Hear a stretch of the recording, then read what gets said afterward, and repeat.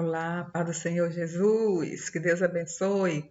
Deus abençoe cada um de vocês. Quando estiver na vida, assim, quando estiver muito pensativa, sem saber o que fazer, sem o que fazer da vida, o destino que irá tomar, não é mesmo que tem dia que a gente está assim, né? Sem saber o que fazer da vida, sem orientação, mas feche os olhos ali por um instante, peça orientação para Deus, né?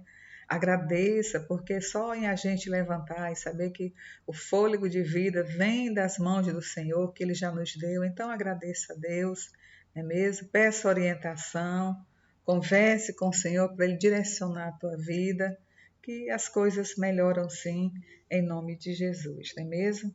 Vamos ler, convido a você a ler aqui Lucas 22, do 24 ao 38, ainda é sobre a Santa Ceia, os últimos dias de Cristo.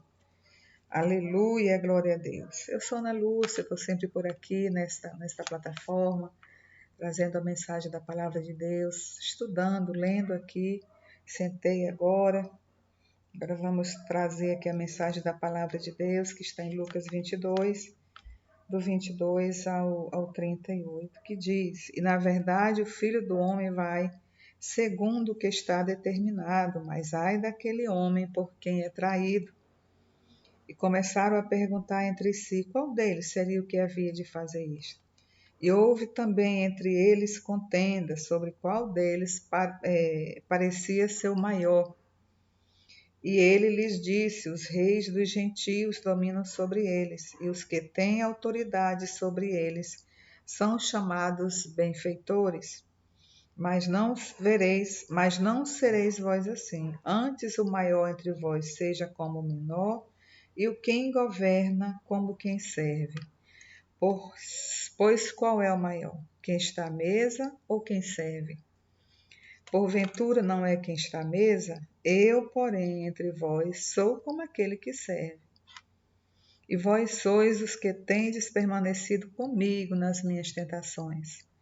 E eu vos ordeno o reino como meu Pai me ordenou, para que comais e bebais a minha mesa no meu reino e vos assenteis sobre tronos, julgando as 12 tribos de Israel. Disse também o Senhor: Simão, Simão, eis que Satanás vos pediu para vos cirandar como trigo. Mas eu roguei por ti, para que a tua fé não desfaleça. Tu, quando te converteres, confirma teus irmãos. E ele lhes disse: Senhor, estou pronto a ir contigo até a prisão e a morte. Mas ele lhe disse: Digo-te, Pedro, que não cantará hoje o galo, antes que 3 vezes negues que me conheces. E disse-lhes: Quando vos mandei sem bolsa, sem alforjes, sem alparcas, faltou-vos porventura alguma coisa? Eles responderam: Nada. Disse-lhe, pois: Mas agora aquele que tiver bolsa, tome-a como também o alforje. O que não tem espada, venda a sua capa e compre-a. Porque vos digo que importa que em mim se cumpra aquilo que está escrito. E com os malfeitores foi contado, porque o que está escrito de mim terá cumprimento. E eles disseram: Senhor, eis aqui 2 espadas. E ele lhes disse: Basta. Amém. Glória a Deus. Aleluia. O que está escrito, o que vem do Senhor, o que disse o Senhor, tanto para mim como para a tua vida, terá cumprimento. Ele afirma aqui, né? Porque o que está escrito de mim terá cumprimento. Amém. Aleluia. Glória a Deus. Esse texto que nós acabamos de ler de Lucas 22, eu li do 22 até o 38, né? Nós vemos aqui que Cristo estava chamando a atenção, aleluia, de um de seus discípulos, de Simão, né, que é Simão Pedro, porque ele achava que já estava, que tinha forças para resistir o inimigo, e Cristo chamou a atenção dele. Então, nós vemos e sabemos que também na Bíblia Aleluia, glória a Deus. A Bíblia Sagrada também conta a história de Jó, um homem que ele foi temente, era obediente ao Senhor, não é mesmo? Mas ele não deixou de ser provado, não é mesmo? Então, ele foi também provado pelo inimigo. E aqui a gente vê que o Senhor chama atenção. Então, o Senhor. Mas a gente sabe que o que aconteceu com Jó também foi permissão do Senhor, né? Foi permitido para que tal coisa acontecesse. Então, Simão ele vai reagir com certa ousadia à palavra do Senhor. Ele vai resistir com certa ousadia à palavra que Cristo fala, chama atenção. Aleluia, glória a Deus, porque ele naquele momento ele estava confiando mais em si do que ele estava confiando mais em si do que nos recursos do Pai, não é mesmo? Então Cristo nesse momento chama a atenção dele e aleluia, glória a Deus, e a gente vê que ele vai ser sim, vai ser provado, vai ser cirandado, e por isso mesmo nega Cristo 3 vezes, e isso antes do galo cantar. Por 3 vezes me negarás antes mesmo que o galo cante, não é mesmo? Então, o que nos chama atenção nesse texto é que nós devemos ter sempre cuidado, aleluia, né? Devemos ter devemos ter o cuidado da mesma forma que outros cristãos, outros discípulos de Cristo tinham quando ele chamava atenção. Então, devemos ter esse cuidado, aleluia, glória a Deus, para que esta ciranda maligna, que representa o inimigo, que representa, aleluia, o inimigo das nossas almas, para que não venha acontecer também conosco. Aleluia, não é mesmo? Tudo isso representa, a ciranda que ele diz, representa a capacidade que o mal tem de nos envolver, a capacidade que o mal tem de nos rodear de forma sutil e muitas vezes sorrateira, né? Que quando menos esperamos, quando menos, né? Às vezes nem estamos preparados, às vezes não esperamos, né? Que algo aconteça. Então, quando a gente menos espera, estamos sendo derrotados, não é mesmo? Então, ele nos chama assim a atenção, aleluia, glória a Deus, para que fiquemos ali atentos. Às vezes uma palavra, às vezes uma falha, não é mesmo? Então a gente tem que ter cuidado. A gente tem que ter cuidado, às vezes uma palavra da gente, já tem pessoas que estão ali já para usar contra você, então devemos ficar atentos para que o inimigo não venha cirandar conosco, como ele fez, né, com alguns daqueles que andavam com Cristo, não é mesmo? E por isso que Cristo fala que ele iria cirandar como o trigo, porque o trigo, ele era colhido, ele era envolvido pelo lavrador, né? E batido, colhido, colhido, envolvido, batido e separado, né? Então, ele era cirandado na linguagem prática que Cristo estava fazendo aí, na linguagem prática que Cristo estava aplicando, para que Cristo estava dando exemplo para aqueles que estavam ali com ele. Ele estava dando exemplo do trigo. O trigo é colhido, é envolvido pelo lavrador, é batido e depois separado. Não é mesmo? Então, ele estava aplicando esse exemplo para Pedro. Aleluia. O que ele estava dizendo para Pedro é que ele seria provado, a ponto dele mesmo, o Senhor, interceder por ele, Pedro. Então, ele foi provado sim. E Cristo intercedeu por ele, não é mesmo? Então, nós devemos ter sempre cuidado daqueles, do que nos, né, do que nós, das pessoas que nos arrodeiam, o que está acontecendo, às vezes para captar uma mensagem, captar uma palavra, então a gente tem que ficar atento, tem que pedir sabedoria para o Senhor, tem que pedir discernimento, aleluia, glória a Deus, não é mesmo? Então, Pedro naquele momento Ele estava muito seguro de si, achando que nada disso iria acontecer, não é mesmo? É quando o Senhor lhe disse que essa sua pretensa segurança, né? Porque às vezes está achando que nada vai que nada vai te tirar da presença do Senhor, que nada disso vai acontecer, mas a gente tem que ficar esperto, ligado nas coisas que estão acontecendo. Aleluia. Então, Simão Pedro achava que nada disso, do que Cristo estava falando, do que Cristo estava ali chamando a atenção, iria acontecer na sua vida, na vida dele.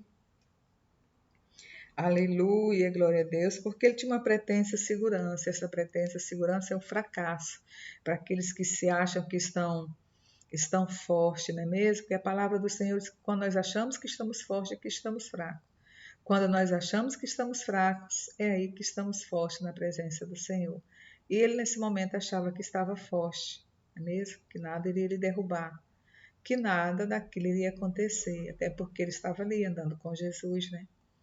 Aleluia, glória a Deus. Então, foi um fracasso, porque ainda naquela mesma noite, por 3 vezes, ele negou a Cristo. Na mesma noite, ele negou a Cristo, aleluia.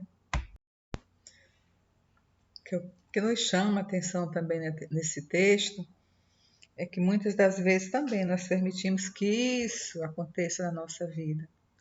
Quando é que isso acontece? Quando nós não vigiamos. Então, devemos ter vigilância na presença de Deus. Não é só vigiar, não é só orar, é vigiar também, né? Devemos sim vigiar em tudo.